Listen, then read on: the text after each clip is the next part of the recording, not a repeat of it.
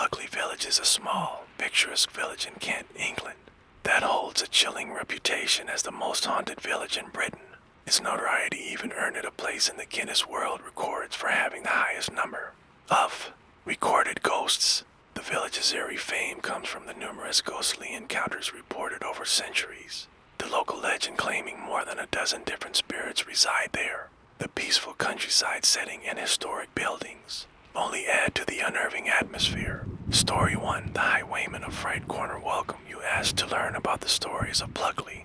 And to begin, we must travel to the most notorious spot in the entire village, Fright Corner. Picture the scene: a narrow, winding road cuts through the ancient Kent countryside, lined on both sides by towering, gnarled trees that have stood for centuries. As you approach the sharp bend, the air grows heavy and thick with an unnatural cold even on a warm summer night.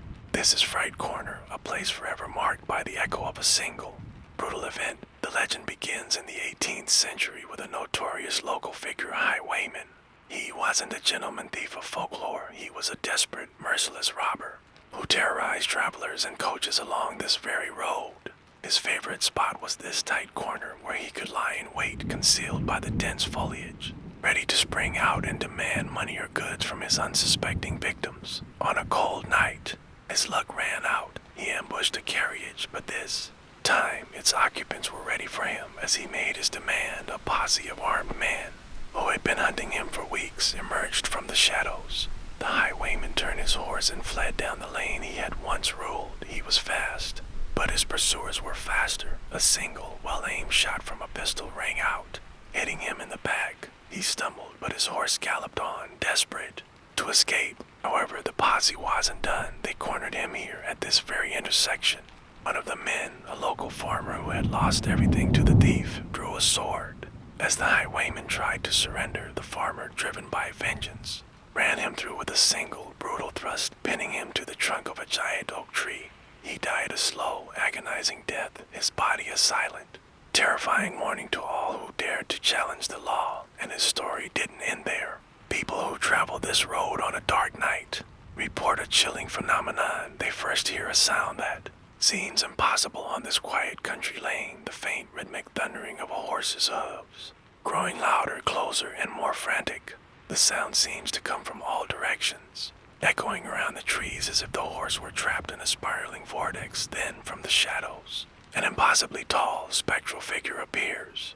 It is a man on horseback, dressed in the ragged clothes of a long-dead highwayman, his face a hollow blur of pain and fury. The horse's eyes glow with an ethereal fire.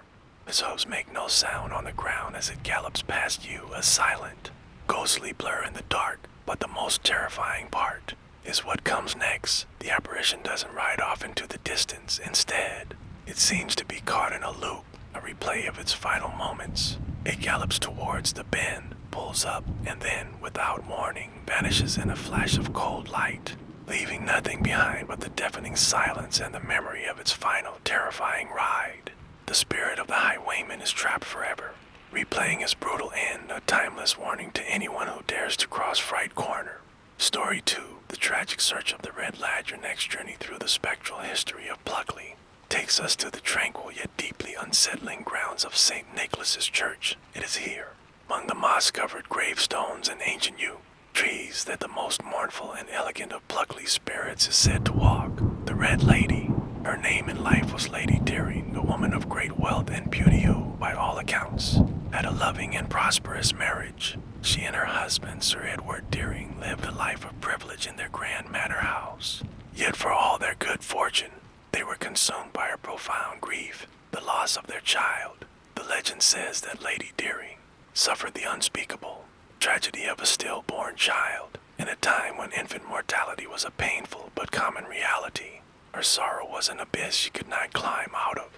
She was a devout woman, and she found solace in the church, but her grief over her lost child was all-consuming. She was buried in the family crypt, and folklore says that her husband, in a final act of devotion, had her buried in a coffin lined with red velvet, dressed in the most beautiful red dress she had ever owned.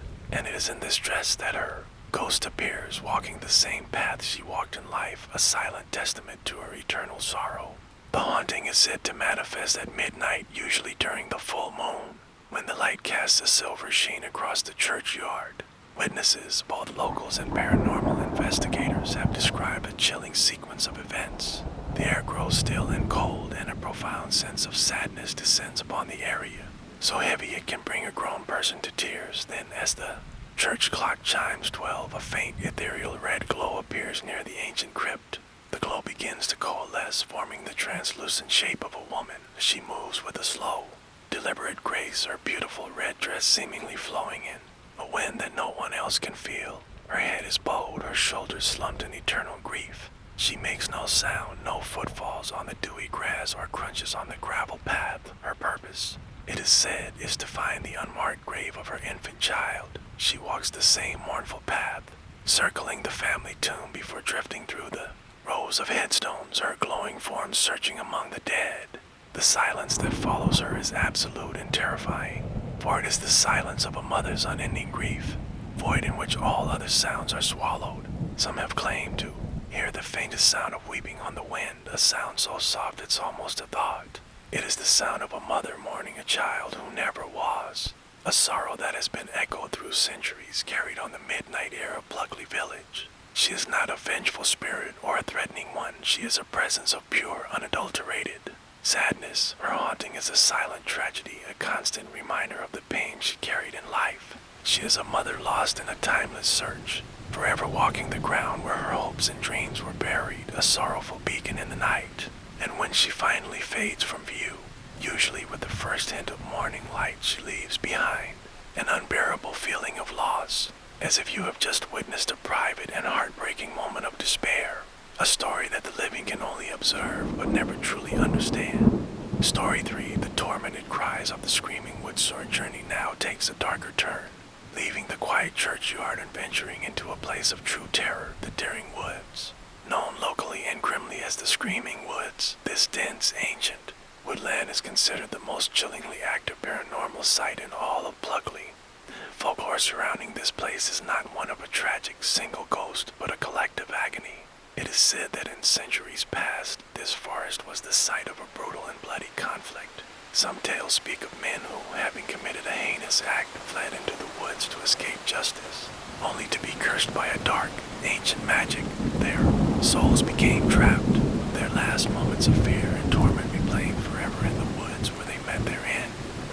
Common reports from those brave enough to enter its depths are not sightings, but sounds. As soon as you step beneath the thick canopy of trees, the world changes. The sounds of birdsong, rustling leaves, even the distant hum of civilization vanish completely.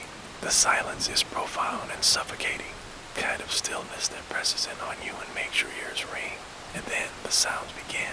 First, it is a faint, disembodied whisper, a sound that seems to come from all directions at once. It's too soft to make out words, but its tone is one of sheer, unadulterated anguish.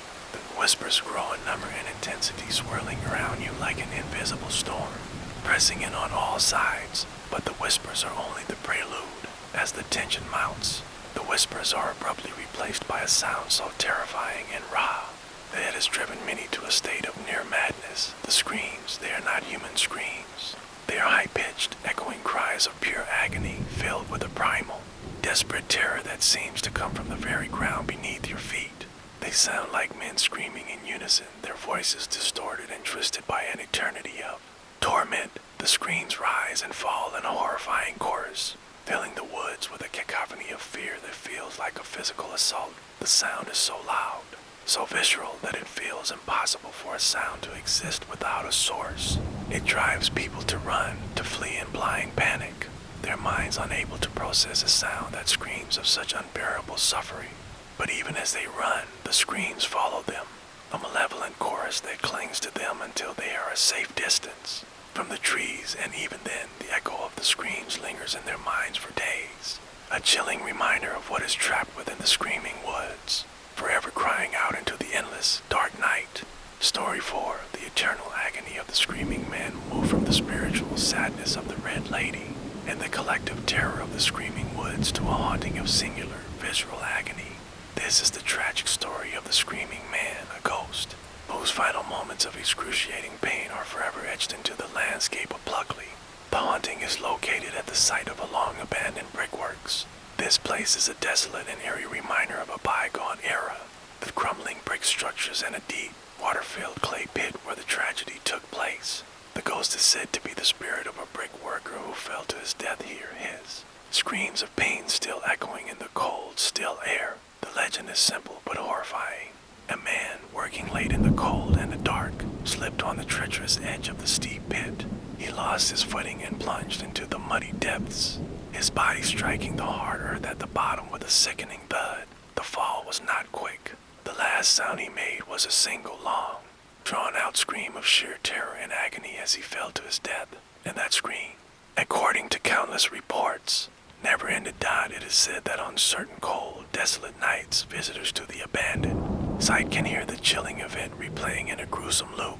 The haunting begins with a profound, unnerving silence, a quiet so deep that it seems to absorb all other sounds. Then, a faint sound breaks the stillness, the rustle of a man's coat, the scrabble of his boots on loose stone, the desperate grab of a hand trying to find purchase, and then the sound of a human body falling. But the true horror lies in the climax of the event. After the sound of the fall, a single, piercing and soul-wrenching scream tears through the quiet of the night. It is a raw and primal sound, filled with a pain so intense that witnesses report feeling it in their own bodies. The scream is not just a sound, it is a manifestation of pure, unbearable suffering. It rises in pitch and volume until it is an unbearable shriek, and then, as suddenly as it began, it is gone, replaced by the same suffocating silence that preceded it. The spirit of the screaming man is not malevolent, it is simply trapped. It is a ghost whose final moment of pain is so immense, so powerful. It has been forever imprinted on the very ground where he fell. He is a tragic figure, eternally reliving a moment of terror and agony, his scream a haunting testament to a life cut short in the most brutal way imaginable. This is not a story of a search for peace, but one of a man frozen in his last tormented cry. Story 5, The Phantom Coach and Horses. As the night deepens in Pluckley, the spirits are not confined to the woods or churchyards. Next story tells of a haunting that travels on the very roads. Weave through the village, a terrifying spectacle, but past tragedy forever in motion, the Phantom Coach and Horses. The legend says that this spectral coach belongs to the family of the prominent Deering family, who once owned much of the land around Pluckley. In the late 18th century, a family member was gravely ill, and the daring patriarch urgently sent a magnificent coach pulled by 4 powerful horses to fetch a doctor from a nearby town. But a sudden, violent storm descended upon the countryside. The coachman, desperate to make haste, lost control on the treacherous, winding roads. In the darkness, the coach plunged down a steep hill and crashed, killing the entire family and the coachman on board. Their spirits, it is said, are forever, rushing to their destination, a relentless journey that can be witnessed by the living.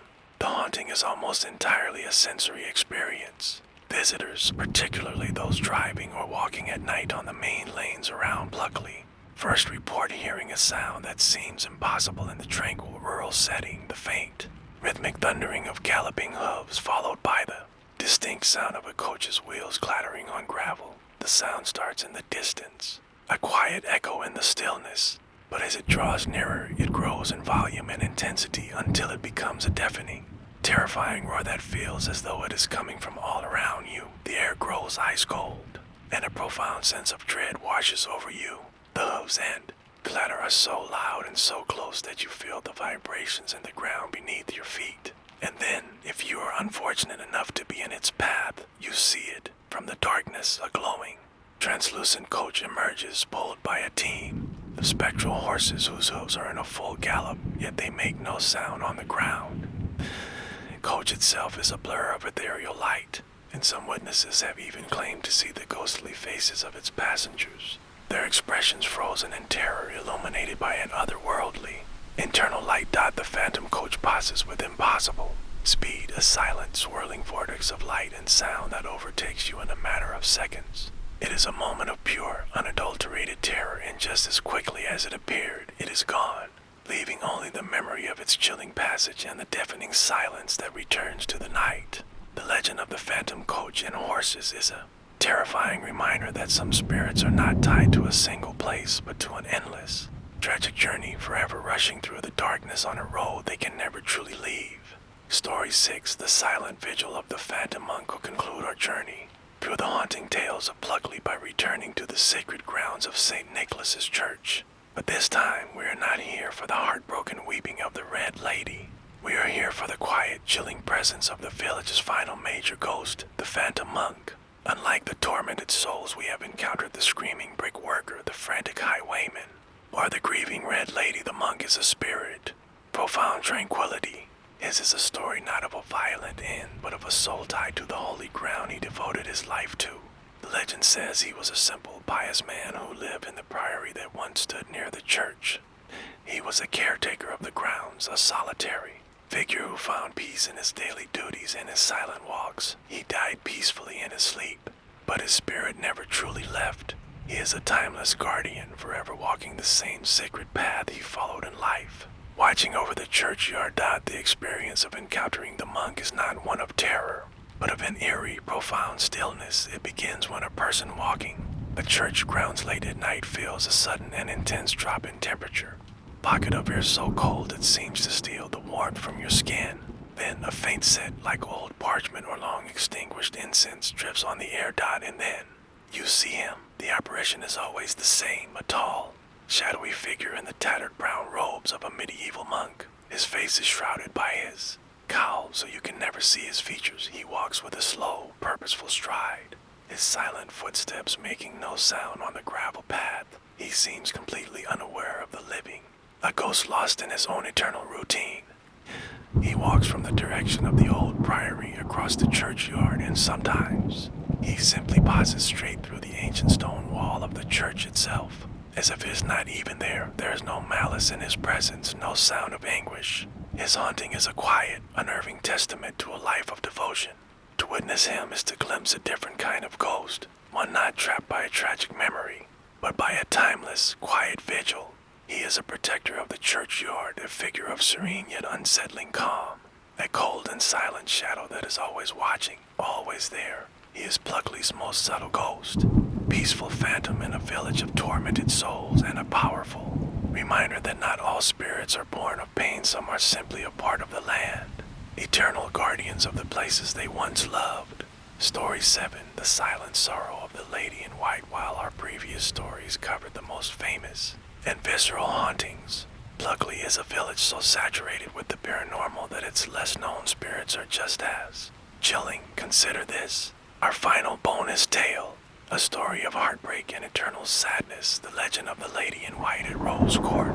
Rose Court is a beautiful, historic manor house, but its elegant facade hides a profoundly sorrowful past. The ghost that haunts its grounds is not of a prominent lord or lady, but of a young woman, a governess or a maid who was consumed by unrequited love. The legend says she was deeply in love with the son of the manor's owners. Their love was forbidden, a secret affair that could never be. When the young man was sent away to marry a woman of his own class, the governess was left utterly heartbroken, driven to despair. She is said to have taken her own life, a tragic end to a secret love. Her spirit remains a silent, sorrowful figure forever tied to the place where her heart was broken. Her haunting is one of profound emotional weight. She does not scream or gallop or cause a commotion. She is a silent, mournful apparition, her presence announced by a sudden, intense cold that brings with it a feeling of crushing sorrow. It is a sadness so deep it feels like your own witnesses. Then those walking the lanes near the manor house late at night report seeing a faint, ethereal figure in a flowing white dress standing in one of the upstairs windows. She is not a solid form, but a translucent, glowing shape, a silhouette of grief. She stands motionless, her head bowed, staring out into the darkness as if searching for a face she knows will never return. Her haunting is so quiet, so subtle, that many don't even realize what they've seen until the vision fades. The true horror, the encounter is not in a jump scare, but in the chilling sadness she leaves behind. She is a ghost of pure, elegant despair, eternally waiting for a reunion that can never be. She is a monument to heartbreak, a silent, beautiful specter who reminds us that some wounds are too deep to ever heal, even in death. This brings us to the end of our journey through the haunted streets and fields of Pluckley. From tormented screams to silent sorrow, the village is a place where every shadow holds a story, and every corner holds an echo of the past.